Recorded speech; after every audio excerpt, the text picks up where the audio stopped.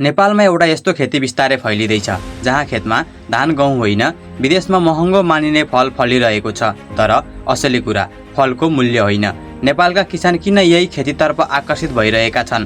कतिपय किसानले बाँझो जमिनमा समेत यसको व्यावसायिक खेती सुरु गरेका छन्। तर प्रश्न एउटै छ, ड्रागन फ्रुट खेती साँच्चीकै फाइदाजनक छ कि सोसियल मिडियामा देखाइएको जस्तो मात्रै हो? आजको भिडियोमा यसको वास्तविक लगानी, उत्पादन, बजार र आम्दानीको हिसाब तथ्यसहित हेरौँ।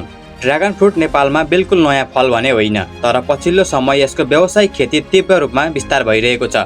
अझ रोचक कुरा के छ भने पछिल्ला महिनामा नेपालका विभिन्न ठाउँबाट ड्रागन फ्रुट खेतीबाट राम्रो आम्दानी गरेका किसानहरूका उदाहरणहरू सार्वजनिक भइरहेका छन्। इलामको चुलाचुलीमा एक किसानले सुरुमा केवल 3 कट्ठाबाट खेती सुरु गरे। उत्पादन राम्रो भएपछि खेती विस्तार गर्दै अहिले करिब 2 बिघा अर्थात् 40 कट्ठा क्षेत्रमा 2800 बिरुवा लगाएका छन्। उनको फार्मबाट वार्षिक करिब 12 लाख रुपैयाँ भन्दा बढीको आम्दानी भइरहेको रिपोर्ट छ। आम्दानीको वास्तविक उदाहरण। तर यहाँ एउटा कुरा बुझ्न जरुरी छ, ड्रागन फ्रुट भनेको बिरुवा लगायो अनि लाखौँ कमाए भन्ने सजिलो खेती होइन। लगानी सुरुमा गर्नुपर्छ। पिल्लर, तार, बिरुवा, सिँचाइ, मल र बगैँचा व्यवस्थापनमा खर्च हुन्छ।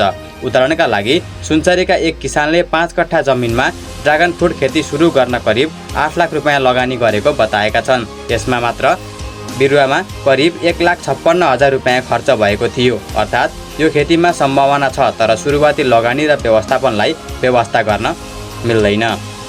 बाँझो जमिनबाट व्यवसाय। सबैभन्दा रोचक उदाहरणमध्ये एक लमजुङको पनि छ।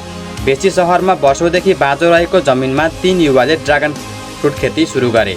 सुरुमा उनीहरूले कागती खेती प्रयास गरे, सफल भएन। त्यसपछि अकबरे खुर्सानी लगाए, त्यो पनि समस्यामा पर्यो, तर हार मानेनन्। अन्ततः ड्रागन फ्रुट खेती रोजे। अहिले त्यही क्षेत्र उत्पादनसँगै कृषि पर्यटनको आकर्षण बन्न थालेको छ।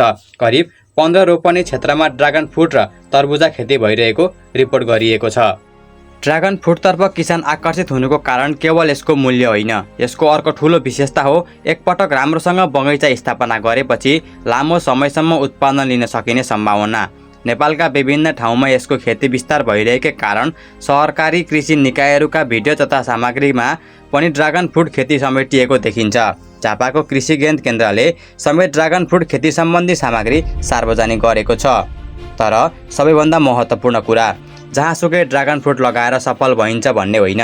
माटो, पानीको निकास, तापक्रम, घाम, बिरुवाको गुणस्तर र व्यवस्थापनले उत्पादनमा ठुलो फरक पार्छ। त्यसैले टिकटक वा युट्युबमा कसैले यति लगानीमा यति लाख भनेकै भरमा खेती सुरु गर्नु हुँदैन।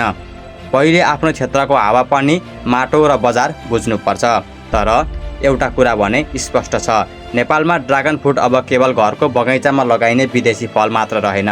कपिलवस्तुदेखि इलाम र लमजुङसम्म किसानहरूले यसलाई व्यावसायिक खेतीको रूपमा प्रयोग गरिरहेका छन्। सायद त्यसैले अहिले नेपालमा यसको चर्चा बढिरहेको छ।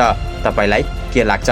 ड्रागन फ्रुट नेपालका किसानका लागि भविष्यको राम्रो व्यवसाय बन्न सक्छ? आफ्नो विचार कमेन्ट गर्नुहोला।